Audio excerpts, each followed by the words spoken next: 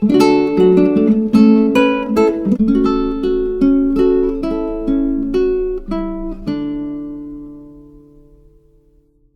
was angry with my friend. I told my wrath did end. I was angry with my foe. I told it not, my wrath did grow. And I watered it in fears. Night and morning with my tears. And I sunned it with smiles. And with soft deceitful wiles. I was angry with my friend. I told my wrath did end. I was angry with my foe. I told it not, my wrath did grow. And I watered it in fears. Night and morning with my tears. And I sunned it with smiles. And with soft deceitful wiles. And it grew both day and night. Till it bore an apple bright.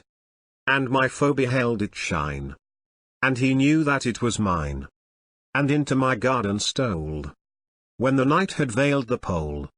In the morning glad I see my foe outstretched beneath the tree. And it grew both day and night. Till it bore an apple bright. And my foe beheld it shine. And he knew that it was mine. And into my garden stole. When the night had veiled the pole. In the morning glad I see my foe outstretched beneath the tree. A Poison Tree is a poem written by William Blake, published in 1794 as part of his Songs of Experience collection. It describes the narrator's repressed feelings of anger towards an individual, emotions which eventually lead to murder. The poem explores themes of indignation, revenge, and more generally the fallen state of mankind. The poem suggests that acting on anger reduces the need for vengeance, which may be connected to the British view of anger held following the start of the French Revolution.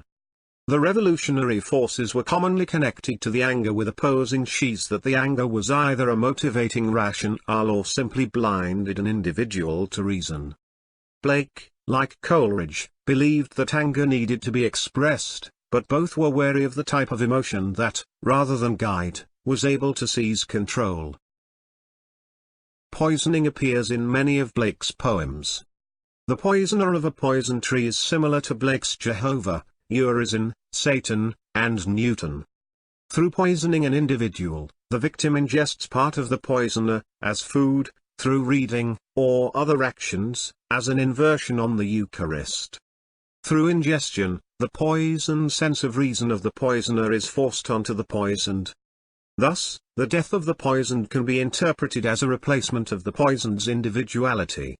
The world of the poem is one where dominance is key, and there is no reciprocal interaction between individuals because of a lack of trust.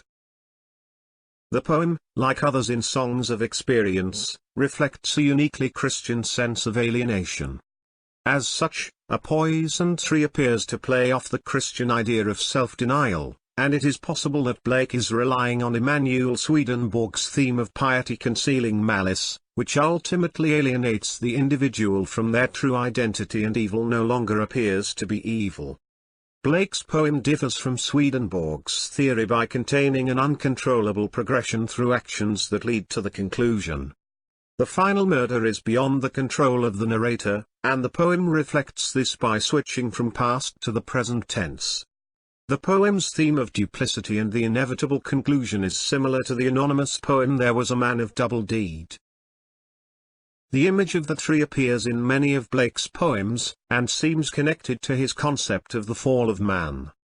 It is possible to read the narrator as a divine figure who uses the tree to seduce mankind into disgrace.